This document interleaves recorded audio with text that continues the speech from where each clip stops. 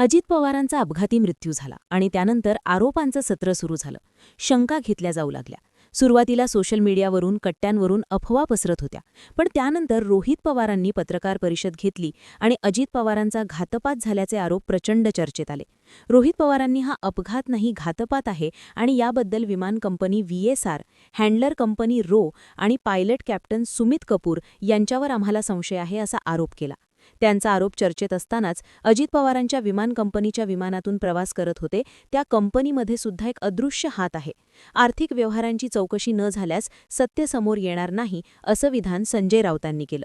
साहजिकच या आरोपांमुळे VSR company पुन्हा चर्चेत आली. पण VSR कंपनी आहे कोणाची? कंपनीवर कोणत्या शंका उपस्थित होत आहेत आणि अदृश्य हाताचा उल्लेख करणाऱ्या राऊतांचा रुख कोणाकडे आहे? पाहूयात या व्हिडिओमधून. सगळ्यात आधी बघू संजय राऊत नेमकं काय म्हणाले. तर पत्रकार परिषदेत राऊत म्हणाले, अजित पवारांच्या विमान अपघाताच्या तपासातून काहीही निष्पन्न होणार नाही. रोहित पवार यांनी जे सादरीकरण दिलं त्यातल्या कोणत्या मुद्द्यावर तपास झाला आणि झाला नाही हे शेवटपर्यंत कळणार नाही. अजित पवार ज्या विमान कंपनीच्या विमानातून प्रवास करत होते त्या कंपनीमध्ये सुद्धा एक अदृश्य हात आहे. त्या कंपनीमधले बेनामी मालक, गुंतवणूकदार कोण आहेत याचा आधी तपास व्हायला पाहिजे. या आर्थिक व्यवहारांची चौकशी न झाल्यास सत्य समोर येणार नाही. साहजिकच राऊतांच्या विधानामुळे VSR कंपनीबद्दलचं संशयाचं धुकं आणखी गडद झालं. पण VSR कंपनीवर फक्त संजय राऊत यांनीच आरोप केला होता का? तर नाही. अजित पवारांचा अपघात झाला 28 जानेवारीला. त्याच दिवशी व्यावसायिक सुहेल सेठ यांनी एक ट्विट केलं, ज्यात ते म्हणाले, ज्या VSR कंपनीच्या विमानाचा अपघात झाला ते हॅबिच्युअल ऑफेंडर्स आहेत आणि हा त्यांचा दुसरा विमान अपघात आहे. ही बाप आणि मुलाच्या मालकीची कंपनी आहे आणि माहिती असलेले लोक सांगतात की DGCA इंडिया या कंपनीच्या खिशात आहे. ही कंपनी बंद झाली पाहिजे. त्यानंतरही सुहेल सेठ यांनी या विमान कंपनीवरती आणि DGCAच्या भूमिकेवरती आरोप केले. काही प्रश्नसुद्धा उपस्थित केले. हेच रोहित पवारांनी सुद्धा विमानात काय बिघाड झालेला की ते बंद पडून एका बाजूला वळलं? मेकॅनिकल फेल्युअर होतं का? विमान टेक ऑफ पूर्वी चेक झालं होतं का? चेक करणारे कर्मचारी कोण होते? विमानाचा टेक लॉक कुठे आहे? विमानाचा एअरवर्दी रिपोर्ट कुठे आहे?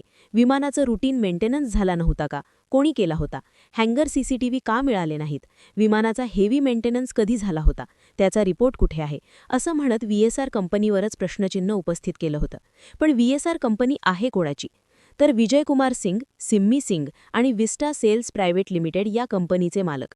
VSR हे विजय कुमार सिंग उर्फ कॅप्टन K सिंग यांनी स्थापन केली. तर त्यांचा मुलगा रोहित सिंग हा या कंपनीचा डायरेक्टर असून कंपनीची डेली ऑपरेशन्स तोच बघतो. हे दोन्ही बापलेख प्रशिक्षित पायलट्स आहेत असंही सांगण्यात येतं. या कंपनीकडून air ambulance service, aircraft lease management आणि एव्हिएशन सर्व्हिसेस कन्सल्टन्सी ही कामं सुद्धा केली जातात. पण मेन फोकस हा VIPंना विमान पुरवण्यावरच आहे. या कंपनीची विमानं महाराष्ट्रातले अनेक नेते वापरतात. अनेक सेलिब्रिटीजसुद्धा वापरतात. रोहित पवारांनी आपल्या मुंबईत झालेल्या पत्रकार परिषदेमधून तर अजित पवारांचा अपघात झाल्यानंतर सुद्धा राज्यात मुख्यमंत्री आणि उपमुख्यमंत्र्यांकडून VSRचं विमानं वापरली जात आहेत असा दावा केला होता. सोबतच रोहित पवारांनी या कंपनीत एकूण 27 शेअर होल्डर्स आहेत असं म्हणत त्यांची लिस्टही दाखवली होती. रोहित पवारांनी या कंपनीचे मालक VK सिंग यांनी त्यांच्या व्हॉट्सॲप ग्रुपवर एक मेसेज टाकला होता. त्यामध्ये त्यांनी त्यांचे पायलट्स आणि केबिन क्रूला कंपनीच्या गेस्ट हाऊसमध्ये कुणीही दारू पिऊ नका, फ्लाईट असताना पिऊ नका, आपला पायलट प्रचंड दारू पिलेला असल्यामुळे आपल्या हाय प्रोफाईल क्लायंटची फ्लाईट कॅन्सल करावी लागली होती असं सांगितलं होतं. त्यातही त्यांनी कॅप्टन सुमित यांचा विशेष उल्लेख केला होता. याआधी सुमित कपूर 2दा प्री फ्लाईट अल्कोहोल टेस्टमध्ये पॉझिटिव्ह सापडले होते. त्यामुळेच VSRची भूमिका संशयास्पद ठरली. रोहित पवारांनी या संदर्भातले चॅटसुद्धा पत्रकार परिषदेत दाखवले होते. रोहित पवारांनी ही कंपनी प्रवासाचा वेळ वाचावा, पुढच्या ठिकाणी वेळेत पोहोचता यावं म्हणून फ्यूल कॅन प्लेन्समध्ये ठेवते. 50-50 लिटर एक्स्ट्रा फ्यूल वाहून नेलं जातं असा आरोप केला होता. विमानातून फ्यूल नेता येत नाही आणि जर VSR कंपनी असं करत असेल तर त्यांना DGCAचं भय आहे का हा प्रश्न त्यांच्या आरोपांनंतर विचारला जाऊ लागला. आता DGCA आणि VSR कंपनी यांचा संबंध पुन्हा चर्चेत आला तो संजय राऊतांच्या अदृश्य हाताच्या स्टेटमेंटमुळे. पण रोहित पवार यांनीही याबद्दल एक आरोप केला होता. ते म्हणाले होते 2023 मध्ये याच VSR कंपनीच्या लियर जेट 4F या विमानाचा मुंबई विमानतळावर अपघात झाला होता. मुंबई विमानतळावर ILS सिस्टीम आहे तरी हा अपघात झाला होता.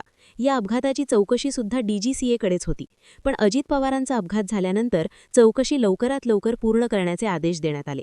अजित पवारांच्या अपघातानंतर या 2023च्या अपघाताचा रिपोर्ट सप्टेंबरमध्ये येईल असं सांगण्यात आलं. म्हणजे कंपनीचा DGCAवर होल्ड आहे का असा प्रश्न उपस्थित होतो. पण या अपघाताचा रिपोर्टच आला नाही. तो दाबला का? तो आला असता तर कदाचित आज अजित पवार आपल्यात असते, असं रोहित पवार म्हणाले. त्यामुळेच रोहित पवार आणि आता संजय राऊत यांनी केलेल्या आरोपांमुळे VSR कंपनी पुन्हा संशयाच्या भोऱ्यात आहे. पण राऊतांनी उल्लेख केला अदृश्य हाताचा. अजित पवार ज्या विमान कंपनीच्या विमानातून प्रवास करत होते त्या कंपनीमध्ये सुद्धा एक अदृश्य हात आहे, असं म्हणणाऱ्या संजय राऊतांचा रोख आहे कोणाकडे? तर रोहित पवारांनी आरोप करताना या देशात 2च MRO म्हणजेच मेंटेनन्स, रिपेअर आणि ओव्हरऑल आहेत.